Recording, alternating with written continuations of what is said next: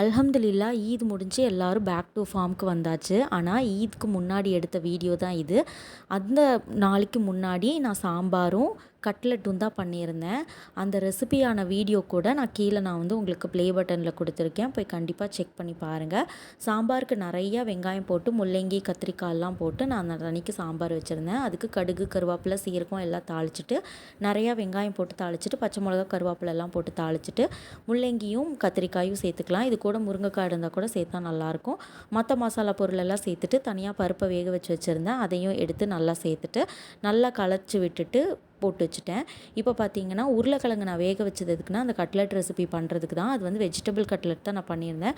ரொம்ப டேஸ்ட்டாக இருந்துச்சுங்க. அது கூட நான் பன்னீரோ இல்லை டோஃபுவோ நீங்கள் சேர்த்து பண்ணியிருந்தீங்கன்னா அது இன்னும் டேஸ்ட்டாக இருக்கும். நான் இன்றைக்கி டோஃபு தான் செஞ்சுருந்தேன்.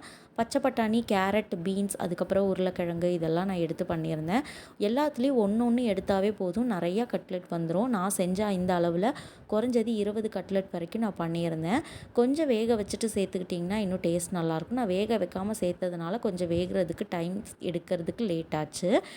நம்ம நிறைய வெஜிடபிள் சேர்த்துட்டு டீப் ஃப்ரை பண்ணோம்னா நல்லா இருக்காது இல்லையா? நான் வேக வைக்காததுனால தான் எனக்கு டீப் ஃப்ரை பண்ணியிருந்தேன். நீங்கள் ஷாலோ ஃப்ரை பண்ணி குழந்தைங்களுக்கு இந்த மாதிரி கொடுங்க. ரொம்ப விரும்பி சாப்பிடுவாங்க. ஹெல்த்தியாகவும் இருக்கும். காய்கறியே சாப்பிட்லான்னு நினச்சிங்கன்னா இந்த மாதிரி பண்ணி கொடுத்தீங்கன்னா கண்டிப்பாக சாப்பிடுவாங்க. அவ்வளோ டேஸ்ட்டாக இருந்துச்சு. கண்டிப்பாக ட்ரை பண்ணி பார்த்துட்டு எப்படி இருக்குன்னு கமெண்ட் பண்ணுங்கள். பாய்.